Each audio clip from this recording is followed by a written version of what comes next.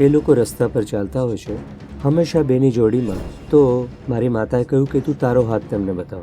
અને પછી એ મારી સામે જોઈને જાણે મજાક કરતો એ રીતે સ્માઇલ આપે છે અને પછી તે બધા વિશે વાત કરે છે. તમે માની નહીં શકો. આવું મારી સાથે થયું. મારી ઉંમર 17 વર્ષની હતી. હું પૂરેપૂરો નાસ્તિક હતો. હું મંદિરમાં પ્રવેશ કરું કે પૂજા કરું કે આવું પણ કરું, ના, બસ આમ જ ના. તેનાથી કોઈ ફરક નહોતો પડતો. જો ઘરમાં કોઈ પણ તહેવાર હોય કે એવું કંઈક, મારા માતા પિતા કંઈક પૂજા કરતા હોય, પણ હું બસ આ જ રીતે ઊભો રહીશ. આવી રીતે ક્યારેય નહીં, શક્ય જ નથી. તમે બધા મારા કરતાં ઘણા સારા છો. એ રીતે કંઈ પણ જાણ્યા વિના તમે સરળતાથી કરો છો, હું નહીં. બસ આમ જ. તો હું આવી સ્થિતિમાં છું અને મારી માતાને ચિંતા છે કે મારી મોટી બહેનના લગ્ન ક્યારે થશે. તો 2 જણા રસ્તા પર ચાલતા આવી રહ્યા હતા, ઉત્તર કર્ણાટકથી. એ લોકો શેરીમાં ચાલતા નીકળતા, બગલમાં એક થેલો રાખીને. તેઓ હંમેશા 2ની જોડીમાં ચાલતા. તો એ લોકો ચાલી રહ્યા હતા અને મારી માતાએ કહ્યું કે આમને બોલાવો. હું જાણવા માગું છું કે તારી બહેનના લગ્ન ક્યારે થશે. મેં કહ્યું આ લોકો તમને શું કહેવાના. તેમણે કહ્યું ના, બોલાવો. મેં તેમને બોલાવ્યા અને તેઓ આવ્યા. સામાન્ય રીતે ભારતમાં સ્ત્રીઓ આ લોકોને તેમનો હાથ દેખાડતી નથી, કારણ કે એવા કિસ્સાઓ બન્યા છે જ્યાં તેઓ મહિલાઓને મંત્રમુગ્ધ કરી દે અને જતા રહે. સાંજ સુધીમાં સ્ત્રીઓ તેમના ઘરના બધા જ દાગીના બાંધી લે અને તેની પાછળ જતી રહે.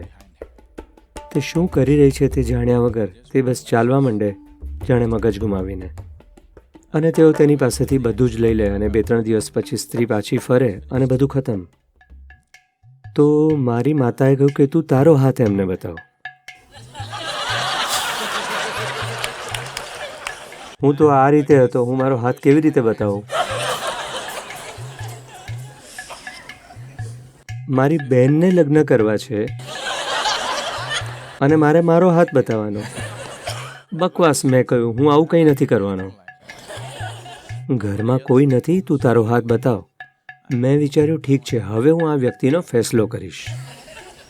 અને મેં મારો હાથ બતાવ્યો. વેલ, પેલો વ્યક્તિ મારી સામે જુએ છે અને જાણે મજાક કરતો એ રીતે એક સ્માઇલ આપે છે. હું બસ તેને તાકવા માંગુ છું. હું મારા ચહેરા પર કોઈ હાવભાવ દેખાડવા નથી માંગતો. એ કદાચ કોઈ અનુમાન લગાવી લેતો. મેં કીધું ઠીક છે. અને તે વ્યક્તિ પરિવાર વિશે વસ્તુઓ કહેવાની શરૂ કરે છે. નાની નાની વસ્તુઓ જે પરમ દિવસે થઈ હતી. આ બાબતો કોઈ જાણી ન શકે. તે તમને કહી શકે કે આજે સવારે નાસ્તામાં શું ખાધું હતું. એટલી હદ સુધી હું કહું છું, પરિવારના દરેક વ્યક્તિ વિશે. પછી હું જોઈ રહ્યો છું, પણ હજુ પણ આ બધા પર વિશ્વાસ કરવા નથી માંગતો. એ હકીકત છે, પણ તોય મને નથી ગમતું.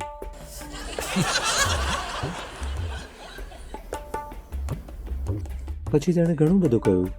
મારી માતા પૂછતી રહે છે, એ બધું ઠીક છે, મારી દીકરીના લગ્ન ક્યારે થશે? તે કહે છે આ છોકરીને રહેવા દો. બીજી છોકરીના લગ્ન આવતા મેમાં થશે. 26મી મે પહેલાં તેના લગ્ન થઈ જશે. મારી માતા કહે છે ડોબા, તું મારી બીજી છોકરી વિશે કેમ વાત કરે છે? મારી પહેલી દીકરીના લગ્ન ક્યારે થશે? એ કંઈક હું કરીને કંઈક બીજી જ વાત કરવા માંડે છે. અને પછી તે દરેક વ્યક્તિ વિશે વાત કરે છે. અને તમે માનશો નહીં, મારી મોટી બહેને ક્યારેય લગ્ન નહીં કર્યા. તે સાધુ બની ગઈ. અને મારી બીજી બહેને લગ્ન કરવાનો વિચાર પણ નહોતો કર્યો. તે હજુ યુનિવર્સિટીમાં જ હતી.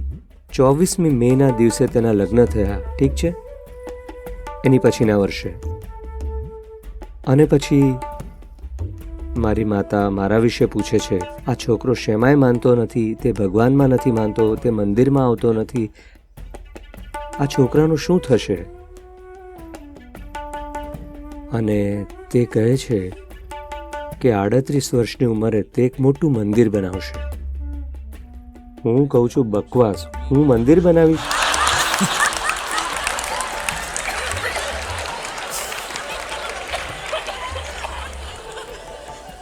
હું મંદિર બનાવવાનો હતો. હું મંદિરમાં પ્રવેશ પણ નથી કરતો, તો મંદિર ક્યાંથી બનાવવાનો હતો?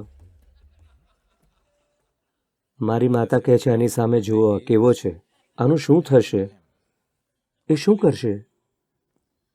એ કહે છે Others will graze sheep, he will graze people. બીજાઓ ઘેટા ચરાવશે, એ લોકોને ચરાવશે. તો હું થોડો હેરાન થયો, કારણ કે આ દૂતારો એવી વસ્તુઓ જાણે છે જે હું નથી જાણતો. પછી જ્યારે મારી અંદર વસ્તુઓ સામે આવી ત્યારે હું પોતાને ઠપકારવા માંગતો હતો, કારણ કે તે એકદમ જ સ્પષ્ટ હતું, તે મારી આસપાસ જ હતું અને હું નહોતો જોઈ શકતો. પણ આ વ્યક્તિ જે રસ્તા પર ચાલે છે 10 રૂપિયા માટે, 10 રૂપિયા એટલે 20 સેન્ટ્સ, આ ફીસ છે તેની માટે. એ પણ તે માગશે નહીં. તમે તેને 10 રૂપિયા આપી દો, એ ખુશીથી જતો રહેશે. એ વ્યક્તિ જે રસ્તા પર સવારથી સાંજ સુધી ચાલે છે 10 રૂપિયા માટે, તે જોઈ શકતો હતો અને હું નહોતો જોઈ શકતો. મને બહુ શરમ આવી.